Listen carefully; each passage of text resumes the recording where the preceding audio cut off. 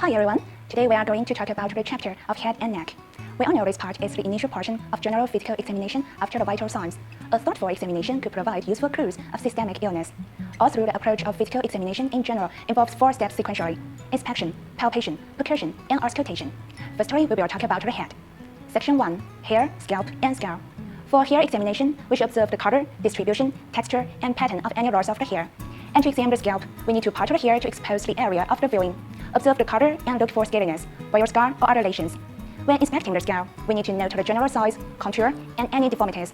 The head circumference is above the supraorbital ridge and around the most prominent part of the back of the head, using a non-stretchable, flexible tape. In addition, we should note any movement disorders of the head. Some disease will cause a limitation of head movement, like cervical spondylosis, Parkinson's disease. And here are some pictures of misshaped head. Section 2. Face. Face is the central organ of sense and expressing emotion, and is also crucial for human identity. Face examination includes eyes, ears, nose, mouth, and parotid gland. Eyes. A basic eye examination usually consists of a series of tests: an inspection of visual function, external eye, anterior segment, and internal eye. And vision testing includes visual acuity, vision field, and color sensation. External eye consists of eyelid, lacrimal sac, conjunctiva, and eyeball. And common defects of eyelids include entropion, ptosis, palpable edema, and so on. Gently invert the upper eye, have the patient gaze to the opposite side, and observe the gland. Palpate over the medial cancer area for any enlargement and masses. Lacrimal sac. Instruct the patient to observe the upper outer portion of upper eye. Note any swelling, asymmetry, and tearing. We should avoid performing this exam in patients with acute diacryocystitis. The conjunctiva consists of 3 parts: palpable conjunctiva, ocular conjunctiva, and pharynx conjunctiva. To perform the exam, instruct the patient to look upwards and gently pull the lower 1/3 portion of the low eyelid. Observe the color of the sclera and the vascular pattern of the sclera and palpable conjunctivae. Here are some pictures of conjunctival diseases. When inspecting the eyeball, note the contour and movement, like extraophthalmos and ophthalmos, extraocular muscles, and eye movement, nystagmus, and intraocular pressure. Ask the patient to follow the fingers through 6 cardinal positions of gaze without head movement. The examiners hold up a finger about 30 to 40 cm in front of the patient. Lack of coordinated movement suggests problems with corresponding extra muscle or cranial nerve that innervates the muscle. Nystagmus is involuntary rhythmic eye movement, characterized by a slow initiating phase and a fast corrective phase. Certain drugs, like alcohol and head injury and stroke, will cause nystagmus. Anterior segment consists of cornea, sclera, iris, and pupil. Cornea is rich in sensory nerve and sensitive to stimulation.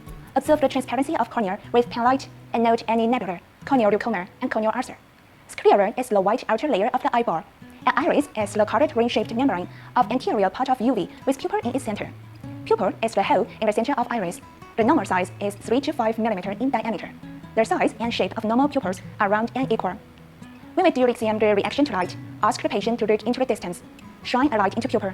Observe the pupillary constriction in the same way. It's called the direct reaction. Shine again into the same pupil and observe the pupillary constriction in the contralateral eye, and it's called the consensual reaction. Repeat this procedure on the opposite eye.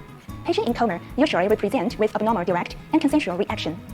When perform the accommodation reflex, ask the patient to look at the examiner's finger about 1 meter away, and then follow the finger brought just beyond the end of the patient's nose, around 5 to 10 cm from the eyeballs. Normal convergence reflex consists of constriction of pupils and convergence of eyes. Ciliary muscle and ocular media rectus paralysis were induced by oculomotor injury. Ear.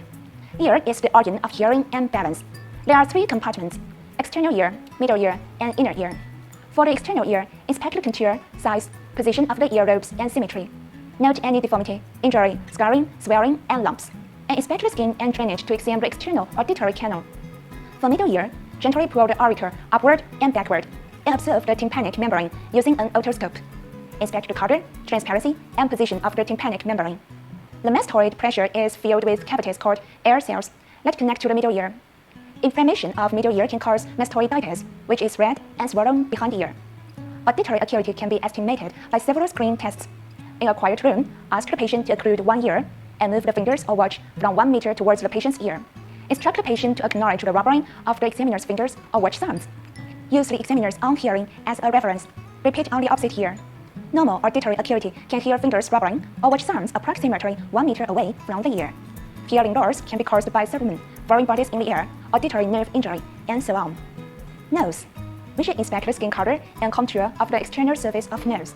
Nasal sinuses are the 4 paired air-filled space that surrounded the nasal cavity and connected to nasal cavities. The procedures for the examination of the sinuses are as follows. The patient's head is fixated by the hands of the examiners. The examiners place their thumbs upward just below the cheekbone and procures to examine the maxillary sinuses. Thumbs up to press up on the frontal sinuses from under the bony brows, avoiding pressure on the eyes, and procures to examine the frontal sinuses. And for asthmatic sinuses, place the thumbs in the medial angle of the eye against the roof of the eye socket and applies pressure, as sphenoid sinuses lay hidden within the skull, so it cannot be examined. Note any tenderness and compare on either side. Mouth. Oral examination includes examination of lips, organs, and tissues in oral cavity and breath odor. Normal lips are red due to rich capillaries distribution and thin epidermis in this area. Normal oral mucosa is pink and smooth. Normal gum is pink, firm, moisture with tight margins. For teeth, inspect the number and condition of teeth. Note any dental caries, missing teeth, dentures, and residual root. Record the abnormalities of teeth in the format. For tongue examination, ask the patient to stick out the tongue. Inspect the tongue for color, texture, moisture, symmetry, and size. Palpate any lesions or hardness with gloves. And pharynx is divided into 3 compartments: nasal pharynx, oral pharynx, and the genial pharynx.